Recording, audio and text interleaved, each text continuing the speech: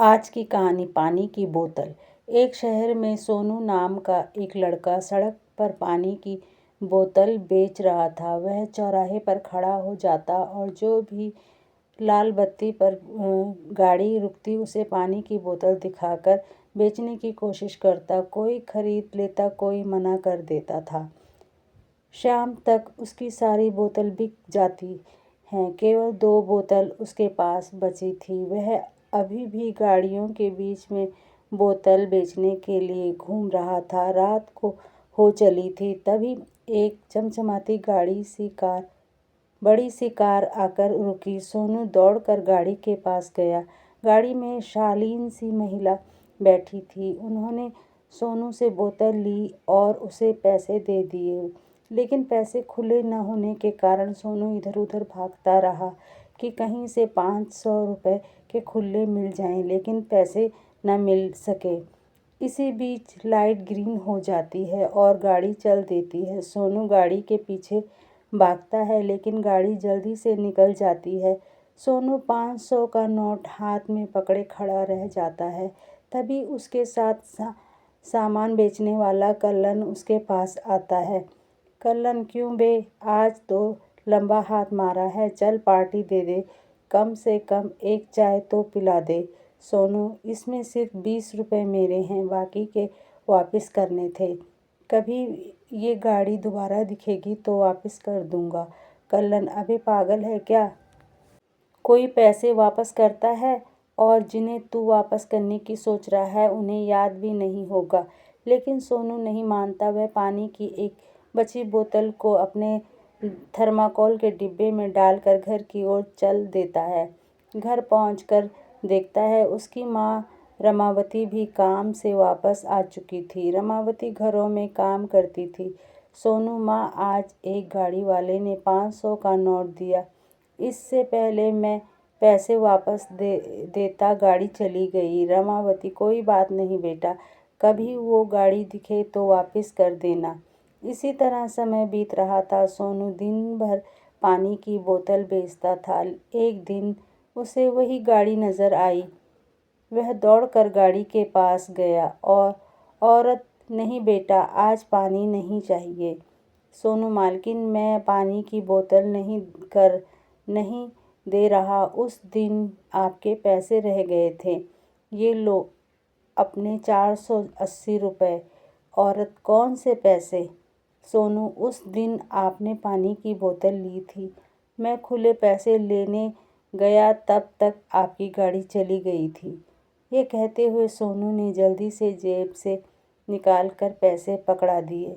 औरत, ड्राइवर, गाड़ी साइड में लगाओ बेटा, साइड में चल कर बात करते हैं।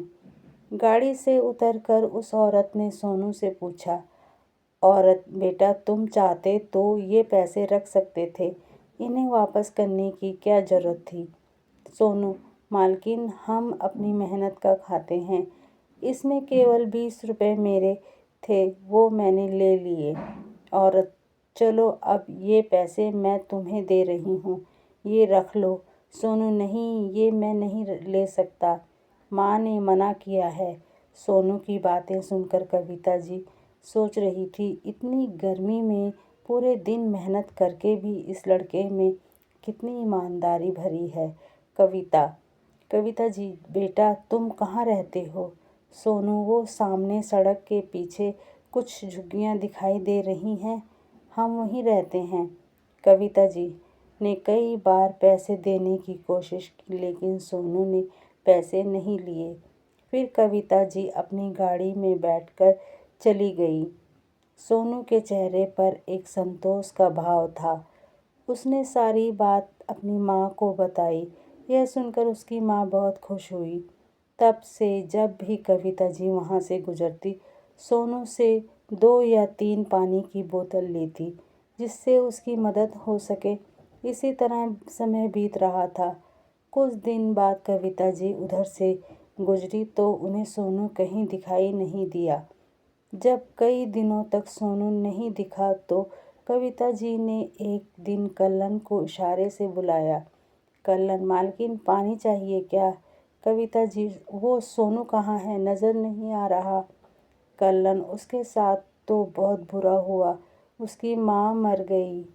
उसके मरने के बाद यहाँ के गुंडों ने उसकी झुग्गी पर कब्जा करके उसे भगा दिया। कविता जी, लेकिन अब वो कहाँ मिलेगा? कल्लन, वो तो पता नहीं, उसे उन लोगों ने बहुत मारा था। शायद किसी अस्पताल में पड़ा हो या मर भी गया हो। यह सुनकर कविता जी की आंखें नम हो गई। उन्होंने सारा काम छोड़कर सोनू को ढूंढना शुरू किया, लेकिन उसका कहीं पता नहीं लगा। कल्लन की बात उनके दिमाग में घूम रही थी, शायद मर भी गया हो। इसी तरह कई दिन महीनों बीत गए, सोनू का कोई पता नहीं लगा। कविता जी ने इसे भाग्य का खेल मानकर सब्र कर लिया, लेकिन सोनू की ईमानदारी उन्हें आज भी झकझोर जाती थी। इतने ईमानदार बच्चे के साथ इतना गलत नहीं होना चाहिए था। एक दिन कविता जी कहीं जा रही थी तो उन्होंने देखा सड़क के किनारे एक बच्चा बैठकर भीख मांग रहा था। उसका एक पैर कटा हुआ था। पास ही में एक टूटी बैसाखी रखी थी। पहले तो कविता जी ने उसे अनदेखा कर दिया, लेकिन ध्यान से देखने पर उन्होंने पाया कि यह तो सोनू है। फटाफट गाड़ी रुकवाकर वो उसके पास गई। उन्हें देखकर सोनू रोने लगा।